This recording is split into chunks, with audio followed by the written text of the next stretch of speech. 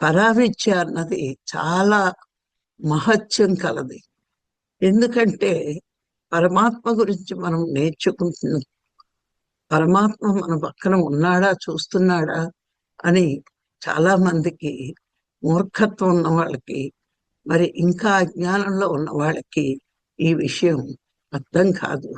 ఆ సృష్టి అంతా పరమాత్మే ఉన్నాడు అని తెలిసిన మనకి, మరి పరమాత్మ ఉన్నాడు అంటే మనం చేసే ప్రవర్తన, మాట కానీ ప్రవర్తన కానీ, ఈ విద్య నేర్చుకుంటున్నప్పుడు మనకున్న వినయం కానీ భక్తి కానీ ఎట్లా ఉందో మరి ఆయన తెలుసుకోలేడా?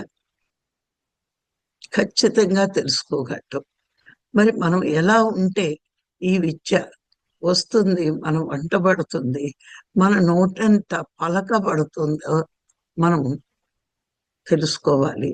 అంటే ప్రాపంచిక విద్యలు అందరూ చెప్పగలరు, కానీ ఆత్మ విద్య, బ్రహ్మ విద్య ఏ కొద్ది మంది సత్పురుషులు మాత్రమే చెప్పగలరు. అందుకే ఈ ఆత్మ విద్య, బ్రహ్మ విద్య నేర్పిన గురువుల్ని సద్గురువులు అని మనం చెప్పుకుంటాం.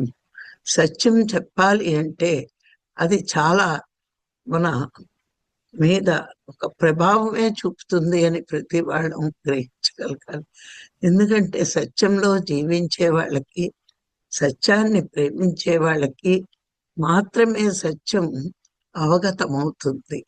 ఆ సద్గురువులు అందరికీ నేర్పుతారు, కానీ కొంతమందే దీన్ని అవగాహన చేసుకుని ఆచరించగలుగుతారు. అందుకే ఈ చెప్పే గురువుల మీద శిష్యుడికి భక్తి ఉండాలి. ఏంటి అంటే ఆయన సత్యం చెప్పడానికే వచ్చాడు అని ఆ భక్తి ఉన్నప్పుడే ఆధ్యాత్మికత వంటపడుతుంది. ఇప్పుడు ఎందుకు భక్తి ఉండాలి అంటే, గురువులు ఎప్పుడు కూడా ఆత్మ గురించి మాట్లాడితే ఆత్మే దైవం కాబట్టి, దైవం గురించి నాకు చెప్పడానికి వచ్చాడు గురువు, అది భగవంతుడే నా దగ్గరికి పంపించాడు, భగవంతుడికి దూతగా భూమి మీదకు వచ్చి ఆ భగవంతుడు గురించి చెప్తున్నాడు అని నీకు భక్తి ఉండాలి గురువు మీద. ఇప్పుడు చూడండి, మనకి ఎవరైనా హెల్ప్ చేస్తే కృతజ్ఞతా భావంతో ఉంటాం. ఎందుకు వాడు నా జీవితంలో నాకు హెల్ప్ చేశాడు అని ఒక కృతజ్ఞతా భావంతో ఉంటాం. వాళ్ళతో ఫ్రెండ్షిప్ చేస్తాం.